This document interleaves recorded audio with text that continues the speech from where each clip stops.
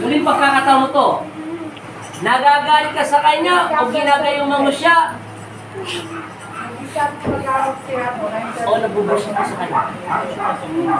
Ito yung tanong ko. Bisit! Okay, kalasin mo. Bakit ka nabubusin sa kanya? Hindi ba lang? Ang sige, tanggal mo yan. Mamaya kita bubukutin. Pag hindi lang. Tanggal mo yan. Dalaw kamay. Bisa mo. Okay. Ubusin mo. Hanggang tuhod niya. Inisin mo. Lahat. Buong ulo niya.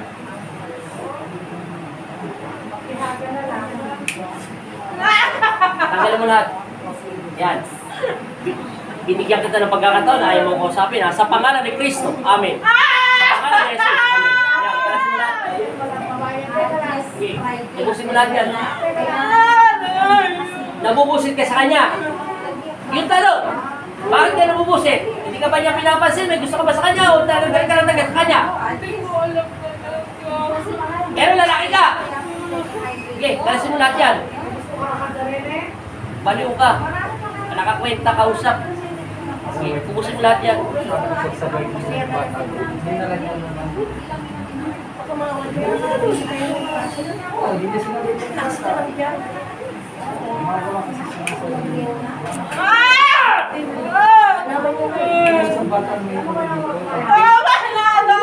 Tagalin mo na! Huwag lang ang kapayin tulad ng mga pastor sa katawan ng lupa nito. Sobra na sakit ang ulo niyan. At alam mo, hindi natutulog yung tao yan dahil sa'yo. Tagalin mo lahat. Pusin mo. Tama mo lahat. Nagkasala ka sa aking Ama ng Panginoon ko rin. Parurusahan kita bilang alipin ni Yesu Kristo. Nang may kapayapaan. Opo.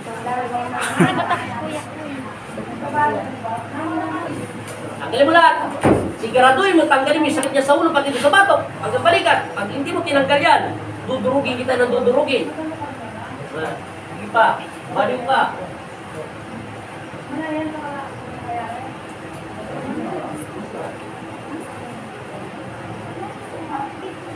Tanggalin lahat yan. Nabubusit ka sa kanya, ha? Baka nabubusit ka, hindi mo siya pinapansin. Hindi mo niya pinapansin.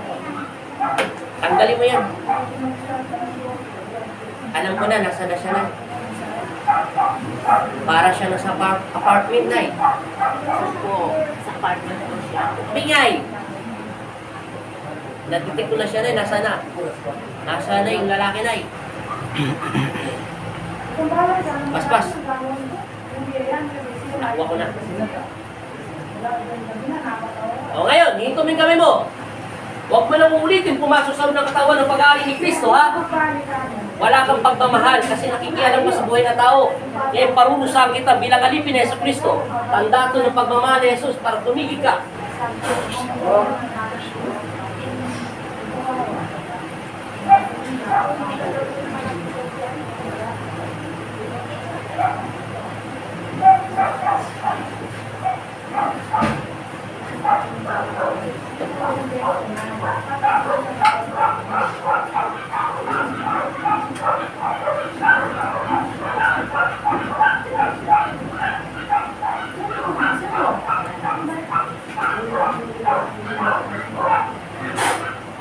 Gising, sabihin mo in Jesus' name.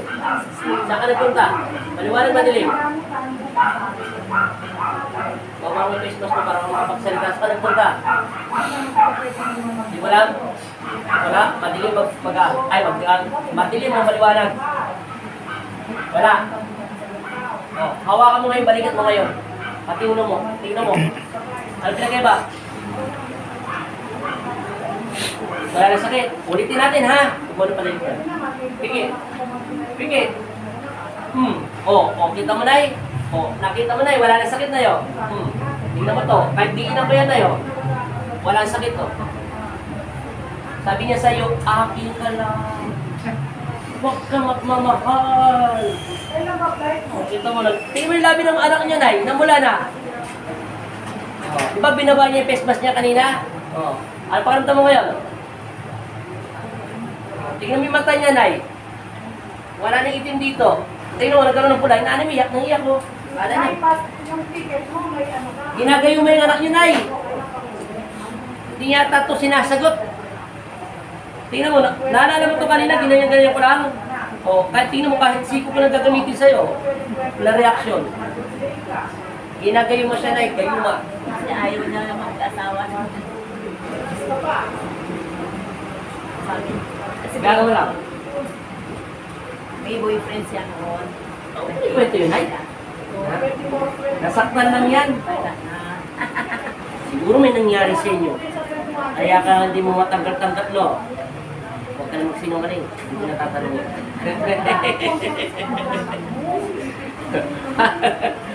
Ang importante, nakuha ko na yung lalaki. Alam ko siya nakatira eh. Medyo mataas. Hindi na masyadong parang ganito. May konting building. Para siyang apartment style. Parang studio type style. Pero hindi naman yung malaking studio type. Ano parang mo? Wala na sakit? Ano? Magang na. Yawat mo kamay mo ngayon. Wala sakit? Wala na. Siya yung anak mo, Nay. Hindi ka na niya pagsusungitan. Magkaperas pa naman kayo mukha.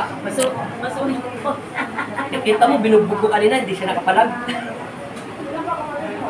Paano mo na? Bye-bye. Doon sa kabila. Ang title nito, talaga ito, ginagayong mo po siya.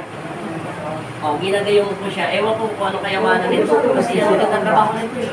Para katulad yung karapon yung babae yung nagtatrabaho sa bago. Parang na, bye-bye. Bye-bye.